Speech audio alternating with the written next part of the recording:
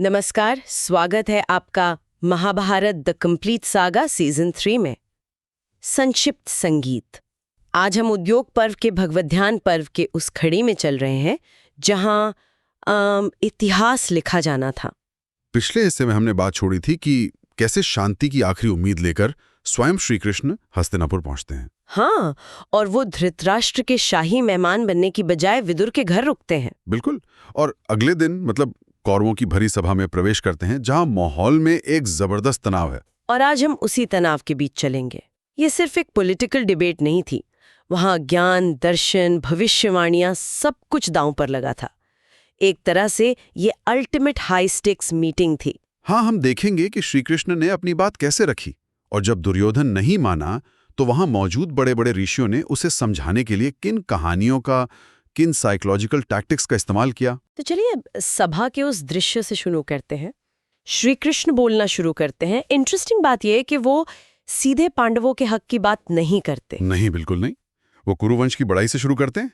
ये एक बहुत सोची समझी स्ट्रैटेजी थी। हाँ, ये बेहतरीन डिप्लोमेसी का उदाहरण है। वो धृतराष्ट्र को संबोधित करते हैं और कहते हैं कि कुरुवंश इस समय दुनिया में सबसे महान है, लेकिन ये आपसी फूट की आग में जलकर खत्म हो सकता है। मतलब पहले ईगो को थोड़ा सहलाते हैं और फिर सीधे जिम्मेदारी उन पे डाल देते हैं। एग्जैक्टली, वो कहते हैं अगर ये कुल नष्ट हुआ तो इसका दोष आप पर ही आएगा। और फिर वो दुर्योधन को भी नहीं बख्शते हैं।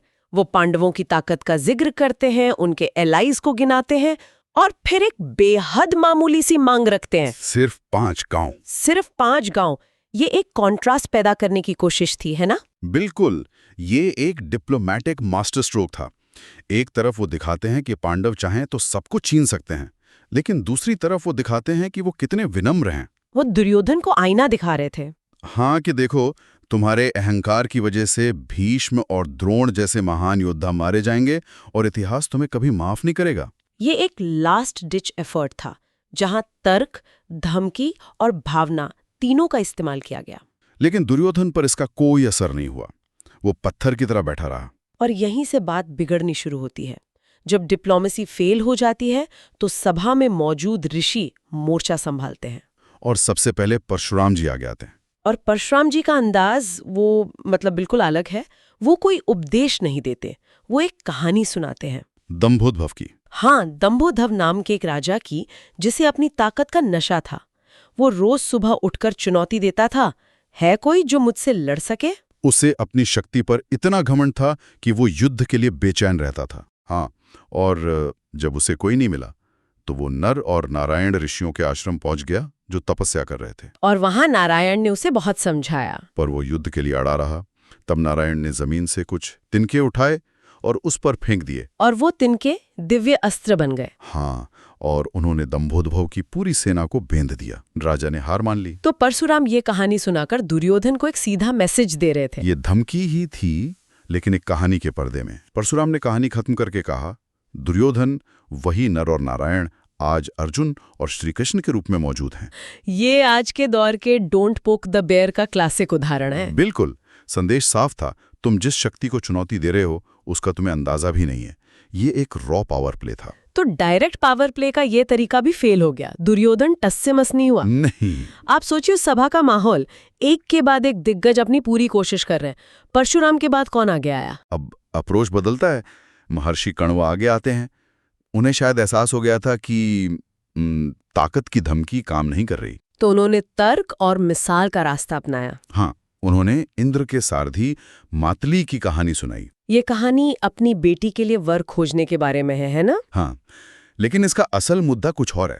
कहानी का सार ये है कि मातली को अपनी बेटी गुणकेशी के लिए नागलोक में सुमुख नाम का एक नागकुमार पसंद आता है।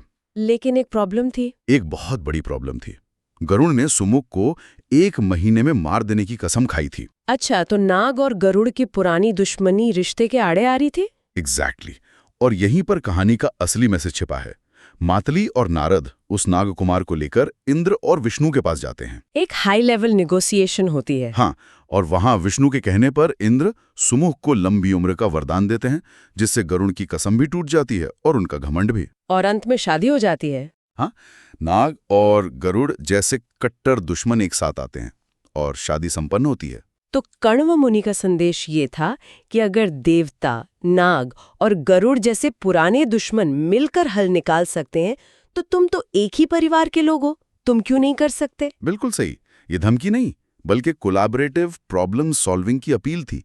परशुराम ने डराया, कण्व ने तर्क से समझाया। लेकिन दुर्योधन पर इसका भी कोई असर नहीं हुआ। जरा सा भी नहीं।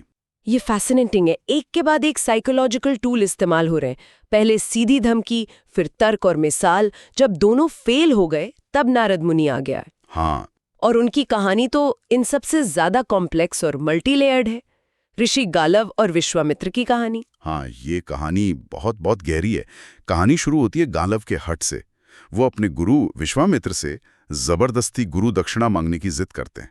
और विश्वामित्र गुस्से में आकर कुछ ऐसा मांग लेते हैं जो असंभव था। 800 ऐसे घोड़े जो चांद की तरह सफेद हों और जिनका एक कान काला हो। ऐसे घोड़े कहाँ मिलते हैं? कहीं नहीं। गालव निराश हो जाते हैं। तब गरुड़ उनकी मदद के लिए आते हैं। वो राजा ययाति के पास पहुंचते हैं, जिनके पास घोड़े तो नहीं होते, लेकिन वो अपनी बेटी माधवी गालव को सौंप देते हैं। माधवी, जिन्हें वरदान था कि वो हर बच्चे के जन्म के बाद फिर से कन्या बन जाएंगी। हाँ, और ये कहानी का एक बहुत ही कंट्रोवर्शियल हिस्सा है, जहां एक महिला को वस्तु की तरह इस्तेमाल किया जा रहा है। बिल्कुल।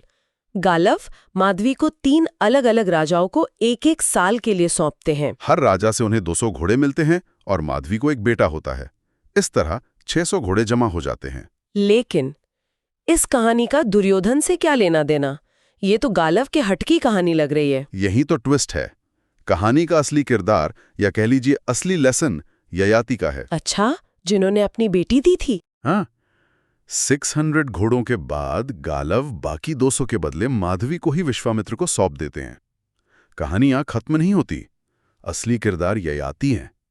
वो अपने पुण्य के बल पर स्वर्ग जाते हैं, लेकिन वहां जाकर वो अपने पुण्य का घमंड कर बैठते हैं। प्रिसाइसली, और उनका पतन हो जाता है। तो नारद का निशाना ययाति का घमंड था। हाँ, जब ययाति स्वर्ग से गिर रहे होते हैं, तब माधवी के वही 4 बेटे, जो अब बड़े राजा बन चुके थे, अपने पुण्य का हिस्सा देकर अपने नाना को वापस स्वर्ग पहुंचाते हैं। मतलब नारद दुर्योधन को ये समझा रहे थे कि घमंड ही पतन का कारण है। सिर्फ ईगो इज द एनिमी का मैसेज नहीं था, ये उससे भी ज्यादा गहरा था।